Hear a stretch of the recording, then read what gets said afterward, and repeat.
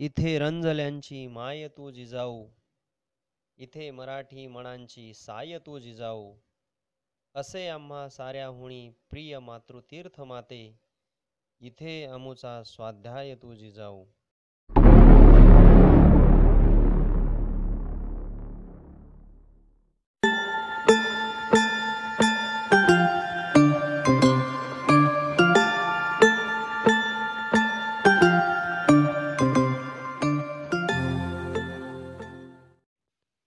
आपण पाहत आहात मा जिजाऊंचे वडील राजे लखुजीराव जाधवांचा राजवाडा.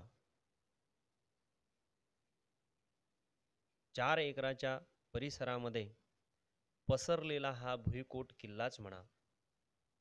याच राजवाड्यातून राष्ट्रमाता जिजाऊ मासाहेबांचा जन्म मातृतीर्थ शिंदखेड राजानगरीमध्ये होणं हे या मातीचं सुवर्ण अक्षरात गोंदण होणे होय.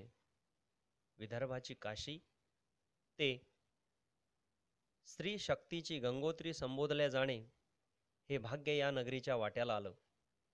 राजे लखुजीराव जाधव यांची सन 1576 पासून वतनदारी असणारं हे राजधानीचं नगर 12 जानेवारी 1598 साली सूर्योदय समयी म्हाळसा राणी यांच्या पोटी जिजाऊंचा जन्म झाल्यानं साऱ्या भारतामध्ये नव्या प्रवाहाची सुरुवात झाली. नव्या युगाचा प्रारंभ झाला. स्वातंत्र्याची मुहूर्तमेढ म्हणून प्रसिद्धीस पावलेलं हे नगर.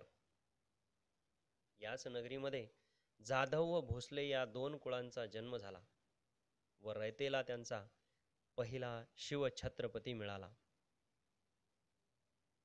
या सिंदखेड राजा नगरीचं वैभव राजे लखुजीराव जाधवांचा राजवाडा, त्या राजवाड्याच्या समोरील भव्य पूर्णाकृती राजमाता जिजाऊंच्या पुतळ्याच्या अवतीभोवती असलेला बाग बगीचा आपण या व्हिडिओमध्ये बघत आहात. राजवाड्यात प्रवेश करण्यापूर्वी इतिहासाची साक्ष पटवणारा हा फलक आपल्या निदर्शनास येतो. राजवाड्याच्या समोरील संपूर्ण वैभवाची साक्ष, तत्कालीन इतिहासाची नोंद या फलकावर आपल्या निदर्शनास येते. राजवाड्याच्या सुरुवातीलाच मोठ्या अशा महाद्वारानं आपलं स्वागत होतं. राजवाड्याचं हे महाद्वार राजे लखुजीराव जाधव यांच्या पदरी असणारे रामसिंग व बजरंग भाट यांचे जिजाऊंच्या जन्मासंदर्भातील कवन उपलब्ध असून त्यावरूनच जिजाऊंच्या जन्माची तिथी व त्या काळात स्त्री जन्माचे झालेले अद्भुत स्वागत आजच्या पुरोगामी समजल्या जाणाऱ्या महाराष्ट्राच्या डोळ्यात झणझणीत अंजन घालणारे आहे. स्वतःच्या पत्नींच्या नावे अर्थात म्हाळसाबाईंच्या नावे म्हाळसा महाल बांधणारे राजे लखुजीराव व स्वतःच्या 4 पुत्रांच्या पाठीवर जन्माला आलेल्या राजमाता जिजाऊंच्या जन्माचे स्वागत करताना हत्ती व घोड्यावरून साखर पानं वाटणारे लखुजीराव हे स्त्री भ्रूण हत्या व गर्भलिंग निदानाचा मानसिक रोग आणि पछाडलेल्या आत्ताच्या मानसिकतेला चपकल असं उत्तरच आहेत. राजवाड्याच्या मुख्य द्वारातून पुढे जाता क्षणी सर्वात समोर आपल्या नजरेस पडतो तो हा भला मोठा फलक. या फलकावर राजे लखुजीराव जाधव यांच्या वतनदारीचा इतिहास नोंदवलेला आहे. येथून समोर गेल्यानंतर लगेचच आपल्या दृष्टीस पडतो तो राजवाड्यातला आतला भाग. या भागामध्ये कधी काळी सुसज्ज अशी घरे होती, राजवाडा होता, खोल्या होत्या. आता सध्याच्या स्थितीमध्ये पुरातत्व विभागाने याचा ताबा घेऊन स्थानिक प्रशासनाच्या मदतीने रखरखाव व्यवस्थित ठेवण्यास मदत केली आहे. हे तुम्हास दिसणारं राजमाता जिजाऊंचं जन्मस्थान, याच दालनामध्ये राजमाता जिजाऊंचा जन्म झाला 12 जानेवारी 1598 सूर्योदय समयी. या ठिकाणी आपणास बालशिवबा आणि राजमाता जिजाऊंची मनमोहक मूर्ती दिसते. याच जन्म ठिकाणावरून आता तुम्हाला काही पायऱ्या खाली उतरून गर्भगृहामध्ये जाता येते. या ठिकाणी फार मोठं असं गर्भगृह, अर्थातच काही गोष्टींचा खलबतखाना, काही ठिकाणी सरदारांना निवासासाठी, किंबहुना राजवाड्यातील सर्वांच्या राहण्याची व्यवस्था या खोल्यांमध्ये निश्चितच केली जात असावी. येथे भरपूर असा सूर्यप्रकाश, तद्वतच खेळती हवा राहण्याची सर्व उपाय योजना तत्कालीन किती चांगल्या होत्या हे आपल्या दृष्टीस पडते. आत येण्यासाठीचा एक मार्ग तर जाण्यासाठीचा दुसरा मार्ग सुद्धा या ठिकाणी उपलब्ध आहे. उत्कृष्ट वास्तुशास्त्राचा नमुना म्हणून प्रकाश व्यवस्था आणि हवेची व्यवस्था सुद्धा या ठिकाणी केल्याचे आपल्या निदर्शनास येते. समोर दिसणारा हा दरबार हॉल, या दरबारात न्यायनिवाडीची कामं केली जात. याच ठिकाणी लखुजीराव जाधव न्यायनिवाडीची कामं करत.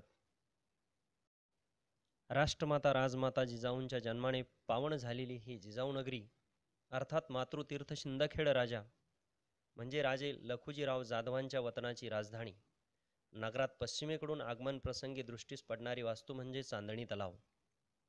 निसर्गाशी एकरूप होऊन चांदण्या रात्री सफरीवर जाण्यासाठी हा 3 मजली चांदणी महल, चांदणीच्या अवतीभोवती असणारं पाणी, या पाण्याचं शुद्धीकरण करण्याचं अजब शास्त्र येथे उपलब्ध आहे. हे फिल्टर केलेलं पाणी बाजूच्याच सजनाबाई या विहिरीत यायचं व तेथून ते राजवाड्यात भुयारी मार्गाने राजवाड्यापर्यंत पोचायचं. अशा पद्धतीची पाणी पुरवठ्याची योजना ही त्या काळामध्ये किती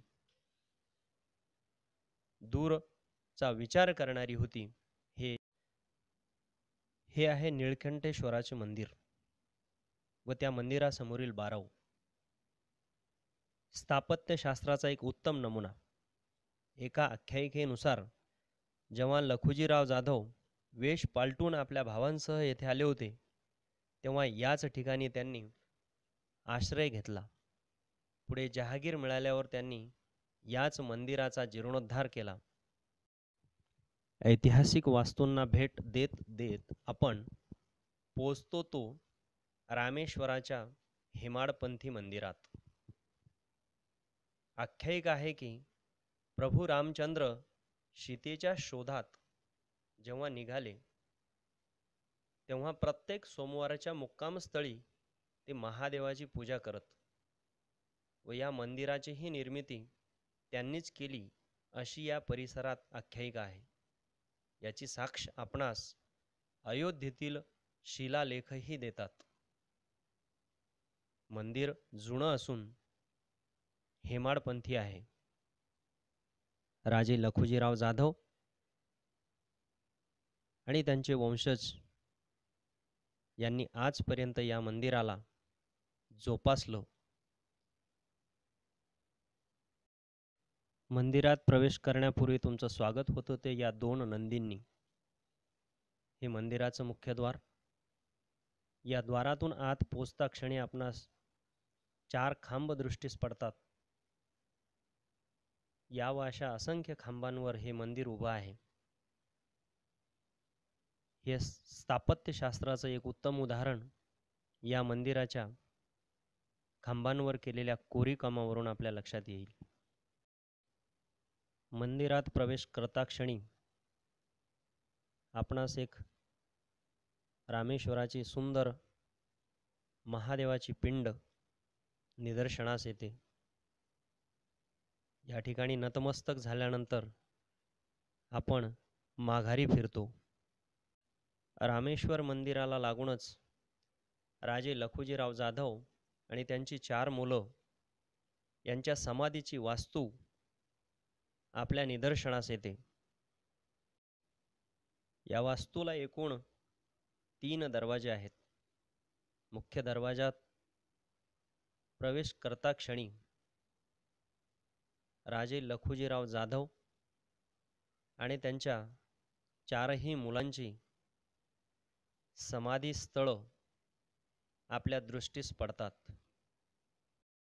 मुख्य द्वारातून आत प्रवेश करता क्षणी आपल्या दृष्टीस पडते ती राजे लखुजीराव जाधव यांची समाधी. राजे लखुजीराव जाधवांची समाधी ही महादेवाच्या पिंडीच्या रूपात या ठिकाणी आहे. हे थोर महादेव भक्त होते आणि म्हणून त्यांच्या प्रतिमा सुद्धा महादेवाच्या पिंडीशी निगडीत आहेत. ही समाधी राजे लखुजीराव जाधवांचा सर्वात मोठा मुलगा दत्ताजीराव जाधव यांची आहे.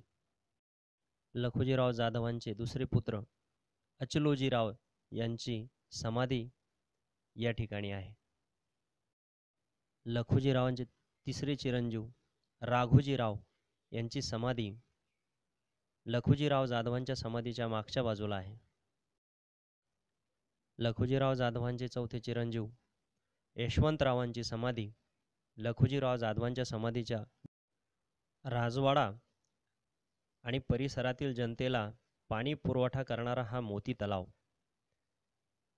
मित्रांनो, याची समोरची बाजू गड किल्ल्यासारखी, तर मागील बाजू तलाव म्हणजेच सिंचनासाठी पाणी साठा असलेली अशी या तलावाची रचना आहे. येथून परिसराला तसेच राजवाड्याला पाणी पुरवठा होत असे. मराठा सेवा संघाचे संस्थापक अध्यक्ष आदरणीय पुरुषोत्तमजी खेडेकर सरांच्या कल्पनेतून शिवधर्मपीठाची संकल्पना येथे पूर्णत्वास येताना दिसते. याचाच एक भाग म्हणून राजमाता जिजाऊंचा आशीर्वाद रूपी पूर्णाकृती पुतळा या ठिकाणी याच वर्षी उभारण्यात आलेला आहे. जिजाऊ सृष्टीचं वैभव हे आपल्या डोळ्यांनी पाहण्यासारखं आणि शिवधर्मपीठावरून शपथ घेऊन जाण्यासारखं आहे.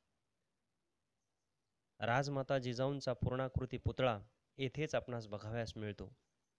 लक्षावधी लोकांच्या आगमनाने व बौद्धिक आदानप्रदानाने लाखो रुपयांच्या पुस्तकांची खरेदी विक्री 12 जानेवारीला येथे होते. जिजाऊ सृष्टीचं हे महाद्वार मनमोहक आणि आकर्षक उत्तम अशा केशरी लाल रंगाच्या दगडांद्वारे कोरलेलं हे ठिकाण. हे महाद्वार ओलांडता क्षणी आपल्या दृष्टीस पडतो तो राजमाता जिजाऊंचा मनमोहक असा पुतळा. जणू साक्षात राजमाता जिजाऊ आपणास बोलावत आहेत असं वाटतं आणि वाटतं त्या मातेच्या चरणी लीन व्हावं. पावले अलगद ओढ घेतात राजमाता जिजाऊंच्या चरणांकडे जाण्याची. या माझ्या बाळांनो, आणि आपण अलगदरित्या राजमाता जिजाऊंच्या चरणी लीन होतो. असा हा मनमोहक पुतळा आपले ध्यानाकर्षण करून घेतो. बाजूलाच असलेला छत्रपती शिवाजी महाराजांचा उत्कृष्ट असा पुतळा या ठिकाणी नतमस्तक झाल्यानंतर जिजाऊ सृष्टीचं वैभव आपण सर्वजण याची डोळा याची देही पाहतो आणि खरंच या राजमाता जिजाऊंच्या नगरीत येऊन धन्य होतो. धन्य होतो. जय जिजाऊ.